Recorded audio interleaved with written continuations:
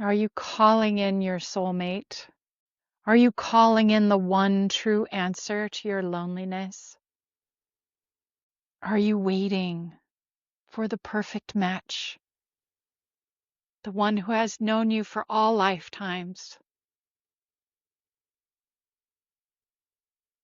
Darling, your longing is beautiful, and we would not tell you to stop longing for your match, your mate, your true one. And yet you asked, what is a soulmate? Is it real? Oh, love.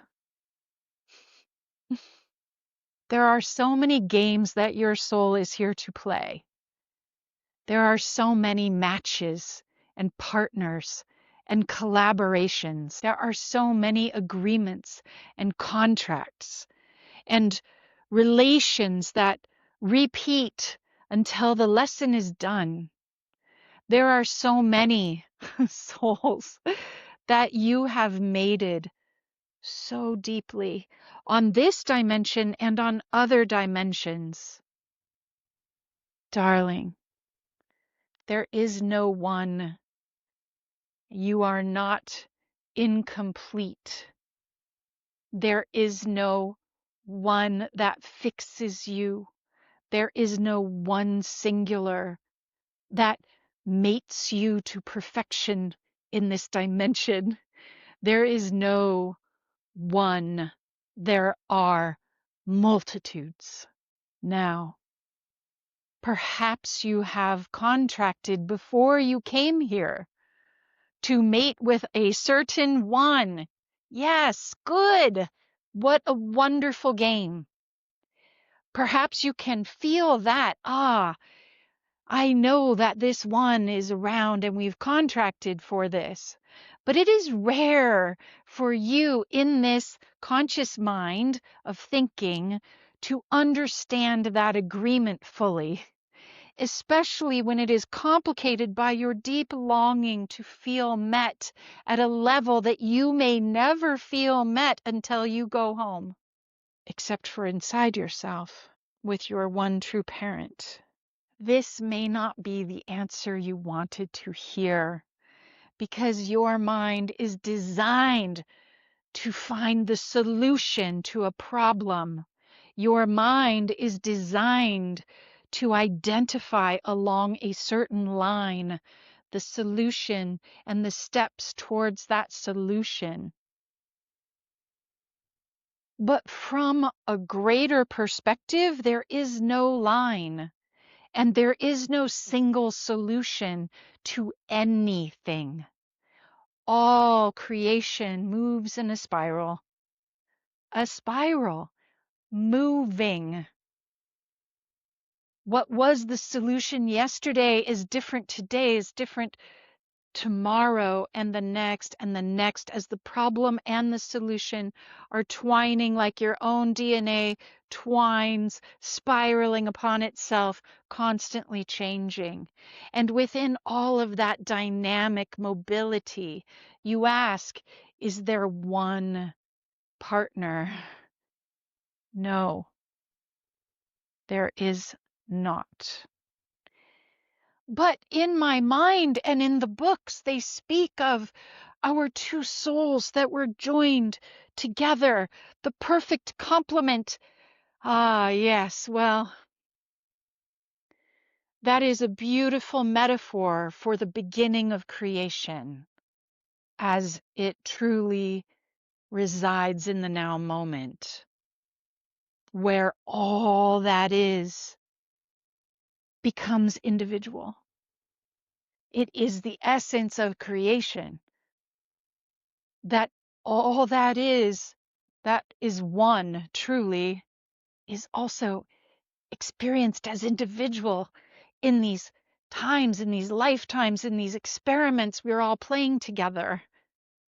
And so when that's too much to know or to consider, then it's easier to think of just two things that were one and then became separate and long to come back together. This is truth, and yet it is an infinity that we're one and that long to come back together. And every breath, you are all of them.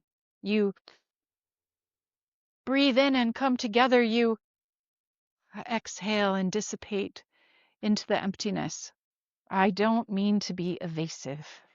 A closer reality would be to consider your soul family, your soul tribe, your soul group. That expands this simplistic metaphor for the truth into a little bit more relatable and yet wider view.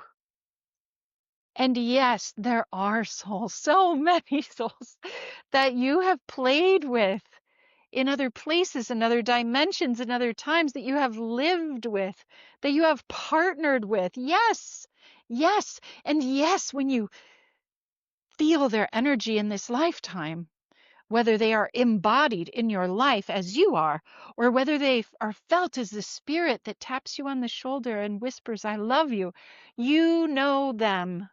You know in your soul you recognize them.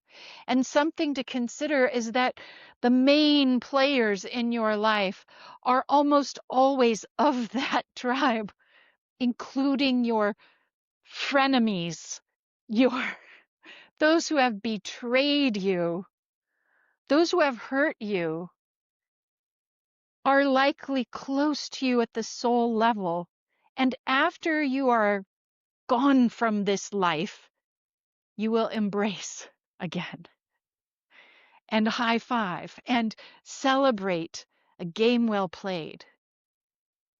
That does not mean that you have to be friends with people who have done mean things to you now. No, of course not, because you're still in this lifetime, in this game. It also doesn't mean that just because someone is a soul family member to you, that you should be their good friend or that you should be their partner. Oh, no. No, not necessarily.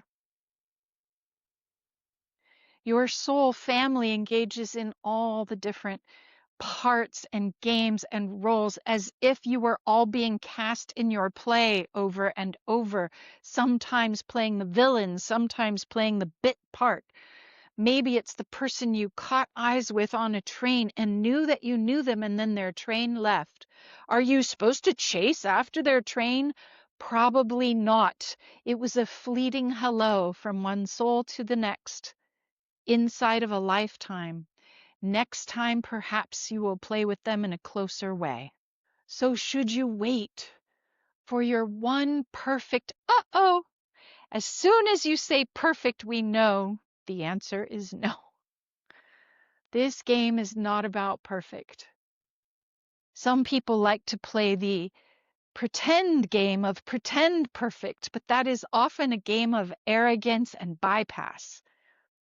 And that is not likely the game you want to play, since you are here in a space devoted to the highest good, devoted to revealing and learning, and devoted to playing on this path while being conscious of both worlds, to play your part in this play fully in this lifetime as a human being, while simultaneously taking a peek backstage and reminding yourself of the deeper lessons you are learning as you play this role.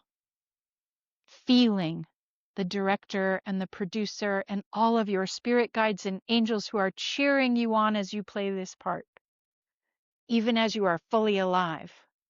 That is the definition of living as a bridge between the worlds. Thank you for playing this game.